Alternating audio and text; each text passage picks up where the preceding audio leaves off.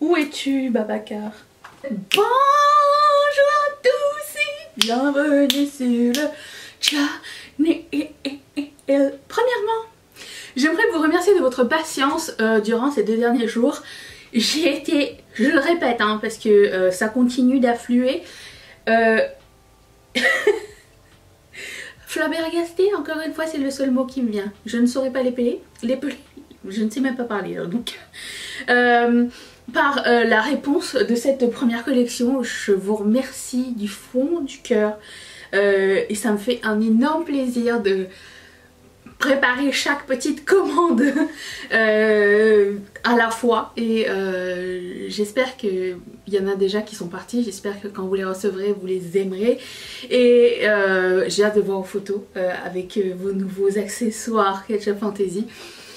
Donc j'ai passé mon week-end à essayer de sortir le maximum de boucles d'oreilles de commandes. J'en ai profité que Mathieu soit là pour qu'il m'aide un petit peu à enlever le masking tape. Je pense que c'est la chose la plus longue à faire. Sur chaque petite pièce, il y a du tape pour protéger. Il y a un scotch pour protéger et le scotch qu'on a au Canada est extrêmement collant, donc il faut être plusieurs. C'est ce qui prend beaucoup de temps. Donc je produis, il enlève le tape, je monte chaque bijou et ainsi de suite jusqu'à ce que la journée se termine. Hier, je pense que j'étais réveillée à 5h30. De toute façon, à partir de 4h du matin, j'avais plus à dormir. J'étais là, et si j'arrive pas? Et si 2 semaines ça suffit pas?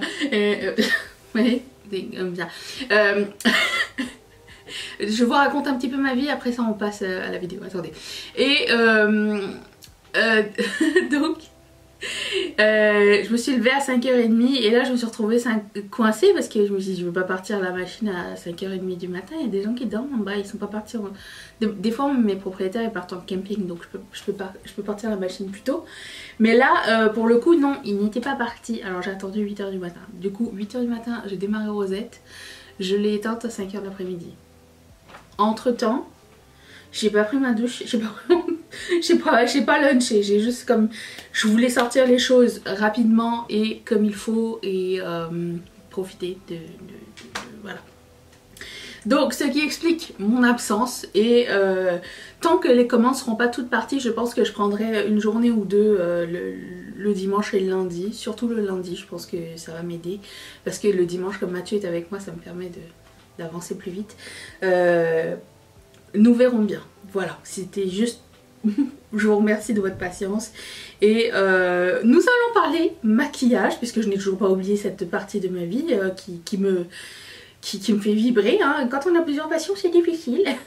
Et il n'y a pas longtemps, Gaëlle, une réelle parmi vous, m'a dit est-ce que tu pourrais faire la vidéo 3 produits favoris pour le visage? Alors, j'ai pensé, je me suis dit oui, je pourrais le faire, mais 3 produits favoris par catégorie, genre 3 primers, 3... je pense pas que j'arriverai à trouver 3 de chaque. Donc ce que je vais faire, c'est que je vais faire pour le moment quels sont mes best of the best de produits teint, c'est-à-dire primer, fond de teint, bronzer, blush, highlighter et concealer. Et j'ai découvert le concealer de ma vie je pense, donc j'aimerais vous faire découvrir. Et voilà, donc on va attaquer ça maintenant. J'ai aussi un spray fixateur, tiens je vais le mettre aussi. On y va. On parle beauté, ça y est, je vais vous les mettre dans la barre d'infos si les produits sont toujours disponibles.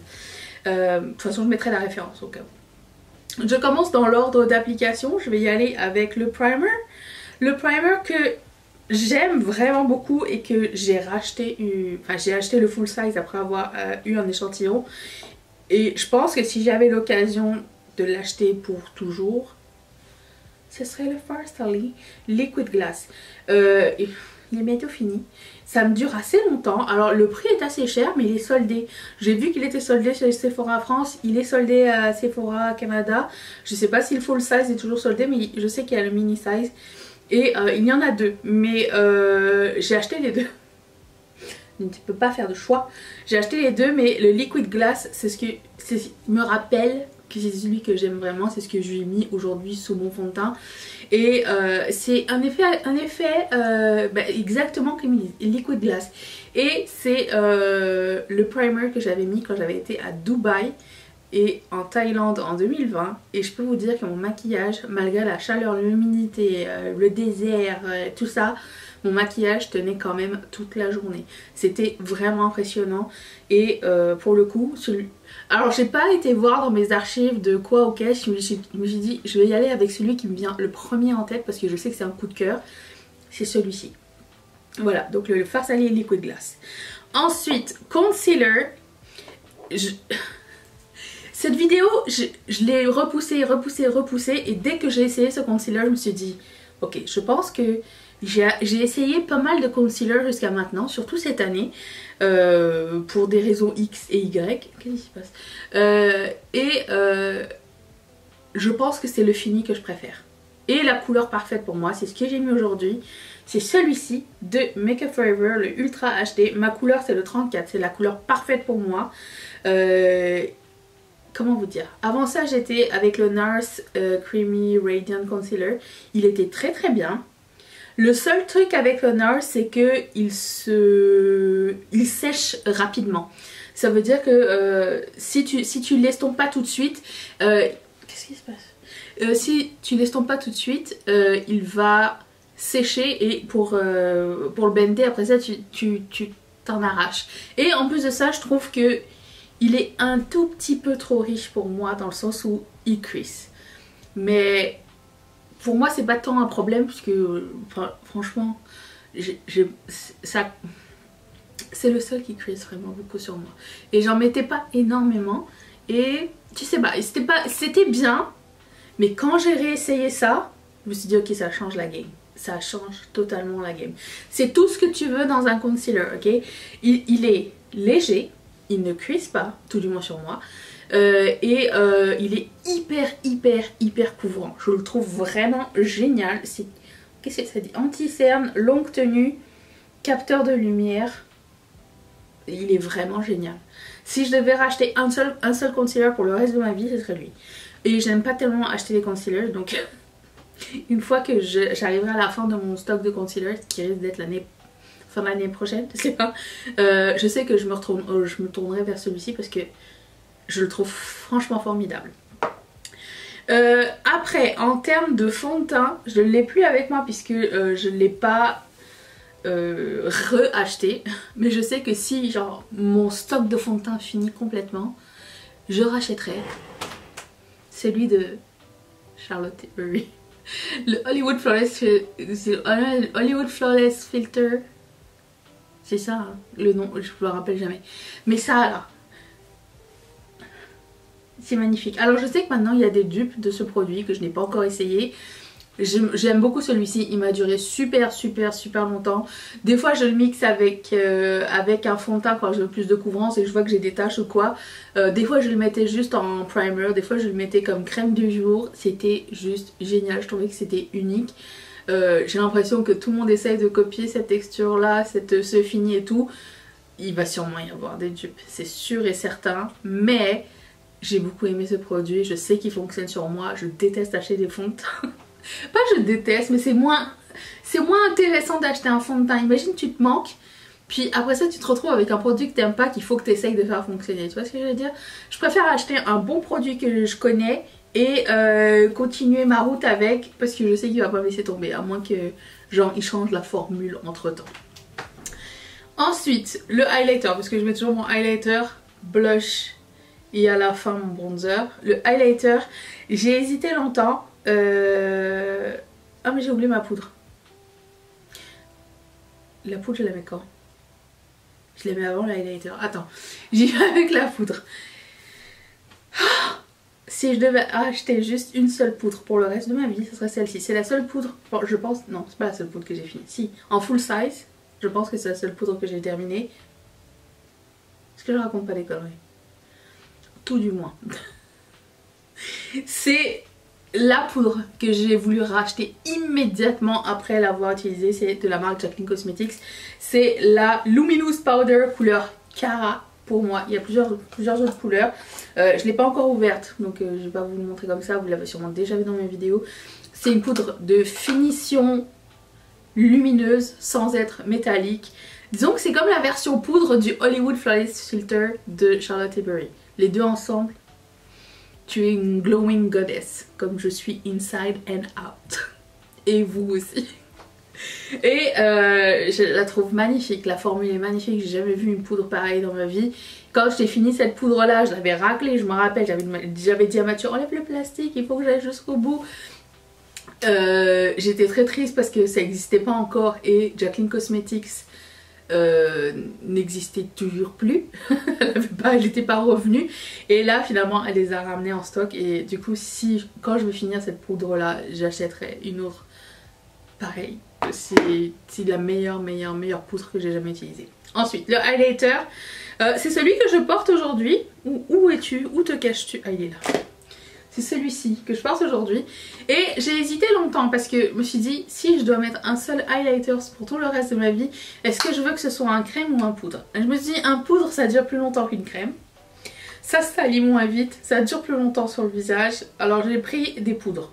J'ai pris un seul highlighter, c'est celui que j'ai mis dans ma rotation annuelle. C'est celui-ci de Inglot. Alors je ne le retrouve pas sur le site de Beauty Bay, il doit sûrement être encore disponible sur le site de Inglot France et Inglot State. Mais je pense pas que ce soit édition limitée, ce sont des sparklers. Ce que j'aime avec ce highlighter, c'est qu'il a plusieurs reflets, il est vraiment super unique. Vraiment c'est ce que j'ai mis là, il a des reflets verts mais il a une base beige champagne qui rend le truc. Parce que des fois quand il y a des highlighters verts ils ont une base blanche ou une base bleue et je n'aime pas. Mais ce highlighter est vraiment unique. En plus il est soft, pas du tout pailleté. Je sais pas si on va voir le vert ou pas mais il a une petite touche de vert super intéressante. Sans faire trop genre maquillage éditorial, mais faire quand même une petite touche de comme... C'est spécial ce qui se passe. Regarde, j'en ai mis sur le bout de mon nez, c'est comme bleu-vert. C'est super joli, vraiment, j'adore ce highlighter. Je ne me tanne pas de le mettre. D'ailleurs, le mois prochain, en octobre, oui c'est ça, il va y avoir l'avant-dernière... Si c'est la dernière de l'année, après ça va être au mois de janvier, update de mon Project Pan annuel. Je pense que je vais recommencer en 2022. J'ai vraiment adoré ce projet. Et on continuera ça en 2022 avec de nouveaux items. Ensuite, le blush que je veux mettre pour le reste de ma vie. Alors j'ai hésité. Avant celui-ci c'était le So Retrograde de Colourpop et Kathleen Light. Et le So Retrograde, il est très tôt. Il est orange et doré. Mais genre orange Cheeto magnifique, un magnifique orange. Mais de cette même collection, il y avait cette couleur qui s'appelle My Suns and Stars. Je pense que je vais vous montrer les deux. Où es-tu, Babacar? Lui aussi, le E2 aussi, je les ai mis dans ma collection, dans mon Project Pan annuel. Parce que je les aime vraiment beaucoup. Voilà la différence entre les deux. J'ai toujours pas trouvé de compact pour eux, hein, parce que je suis indigne.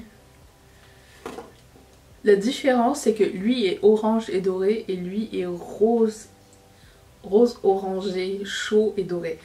Je me suis dit lui est plus versatile que lui. Lui si je peux le porter avec des maquillages chauds et froids.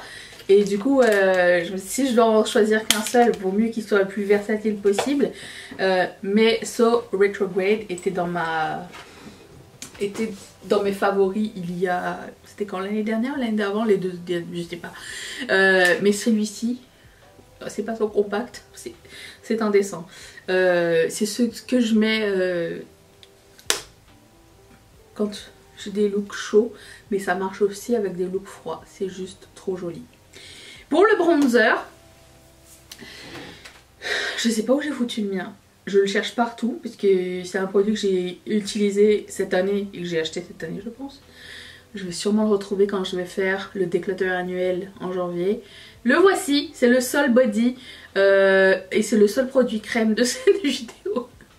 pour le teint, c'est une merveille. C'est un produit crème bronzer, facile à appliquer, pas trop pigmenté, ça sent super bon, c'est pas cher et il paraît que ça se compare au Soleil Tan de Chanel. Et en plus de ça, il y a des couleurs neutres et des couleurs un peu plus chaudes et franchement j'adore ce produit, ça peut faire contour, ça peut faire bronzer, c'est vraiment... Il paraît que versatile, ça se dit pas en français. Il paraît que c'est un mot anglais et qu'il y a beaucoup de gens qui disent versatile. Polyvalent. Tada! Voilà, donc ce produit là est juste une bombe. C'est le bronzer premier bronzer qui m'est venu en tête quand j'ai voulu parler de bronzer. Si vous en cherchez un bronzer crème. En plus de ça, il sèche. Et il est pas gras. Il est divin. Vraiment, je vous le recommande. Et en dernier, le spray fixateur. Sans grande surprise. C'est le Pretty Fresh de Colourpop, le Hyaluronic Acid Setting Mist. Parce qu'il fait tout fondre d'une façon magnifique en laissant un petit brillant. Je l'ai mis aujourd'hui à la fin de mon make-up. Je prends une éponge. Surtout les endroits où d'habitude ça peut être un peu sec ou un peu trop lumineux et que tu veux comme estomper et tout. Moi je commence toujours par là pour enlever de la texture, tu sais, pour tout aplatir, tout faire fondre et tout. Ici j'ai beaucoup de texture et tout. J'aime bien que genre il n'y ait pas... ça floute ou quelque chose. Je dis pas que c'est flouteur mais je veux dire que ça... comme ça. Ça c'est magnifique, ça sent hyper bon. J'ai acheté un backup. Ça me dure hyper longtemps aussi. Je pense que j'en ai fini que un cette année. Ça c'est le deuxième. Et je n'ai pas eu d'autres entre, il me semble. Donc ça je vous le recommande grandement aussi. C'est Colourpop. Même site que Soul Body. Ce blush de Kathleen Light et Colourpop pour le moment n'existe plus. Peut-être qu'un jour ils vont faire un comeback. Maybe, baby, on sait pas. Hein. Voilà, donc c'est ça. J'aimerais que vous me disiez dans les commentaires, répondez aux questions.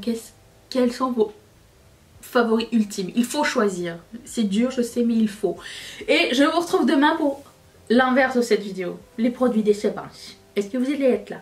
Puisque moi, oui. Bye.